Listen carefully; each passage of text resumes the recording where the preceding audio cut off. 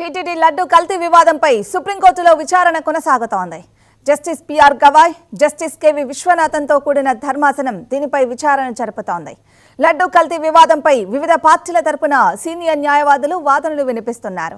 అయితే సాధారణంగా ప్రతిరోజు మధ్యాహ్నం 1 గంట నుంచి 2 గంటల వరకు సుప్రీంకోర్టు కార్యకలాపాలకు మధ్యాహ్న భోజన విరామ సమయం ఉంటుంది.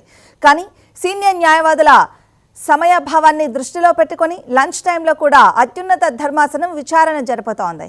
ఈ కేసులో రాజకీయ నేతల తరపున సీనియర్ న్యాయవాదులు కపిల్ సిబాల్, ముకుల్ రోహిత్గి, సిద్ధార్థ లూత్రాలు వాదనలు వినిపిస్తున్నారు. కేంద్రం తరపున సొలిసిటర్ జనరల్ తుషార్ మెహతా హాజరయ్యారు. తిరుపతి లడ్డూ ప్రసాదం కల్తీపై సుప్రీంకోర్టులో విచారణ జరుగుతుంది. జస్టిస్ గవాయ్ నేతృత్వంలోని ద్విసభ్య ధర్మాసనం విచారణ చేపట్టింది. వాస్తవానికి దీనికి సంబంధించి లడ్డూ కల్తీ ప్రసాదానికి వివాదానికి సంబంధించి సుప్రీంకోర్టులో అనేక పిటిషన్లు దాఖలయ్యాయి. జర్నలిస్టులు కానీ ఇతర సంఘాలు కొంతమంది వ్యక్తులు కూడా ఈ పిటిషన్లు దాఖలు చేశారు. ఇవాళ ఈ పిటిషన్లన్నీ కూడా విచారణకు వచ్చినటువంటి పరిస్థితి. వాస్తవానికి 12:30 సమయంలో పిటిషన్లు విచారణకు వచ్చినప్పుడు దీంట్లో వివిధ పార్టీల తరఫున అంటే పిటిషన్లు దాఖలు చేసినటువంటి తరఫున అనేక మంది సీనియర్ న్యాయవాదులు హాజరు కావాల్సి ఉంది. కపిల్ సిబాల్ కానీ, సిద్ధార్థ లూత్రా, ముకుల్ రోహిత్గి, తర్వాత మరికొంతమంది సీనియర్ న్యాయవాదులు కూడా.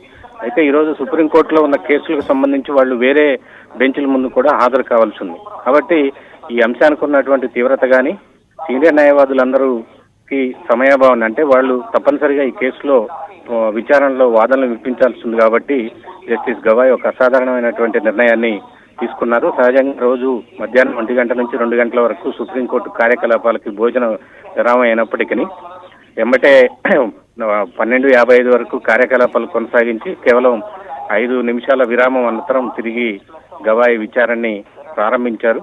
దీనికి సంబంధించిన సీనియర్ న్యాయవాదులందరూ కూడా ప్రస్తుతం కేసు విచారణ జరుగుతున్నటువంటి కోర్టు 3లో సీనియర్ న్యాయవాదులు సహా అనేక మంది, ఎందుకంటే ఈ తిరుమల లడ్డు కల్తీ అనేది ఇప్పటికే మనం చూసాము. దేశవ్యాప్తంగా ప్రపంచవ్యాప్తంగా కూడా వర్గం విశ్వాసాలకి, మన నమ్మకాలకి, సాంప్రదాయాలకి సంబంధించినటువంటి అంశం. దీనికి భంగం కలిగిందని ఇప్పటికే పెద్ద ఎత్తున దేశవ్యాప్తంగా కూడా ఆందోళనలు కొనసాగినటువంటి పరిస్థితి. సో వీటన్నిటికి సంబంధించి దినపత్రికల్లో కానీ బయట జరుగుతున్నటువంటి విషయాలు అన్నీ కూడా న్యాయస్థానం దృష్టిలో ఉన్నటువంటి అంశం.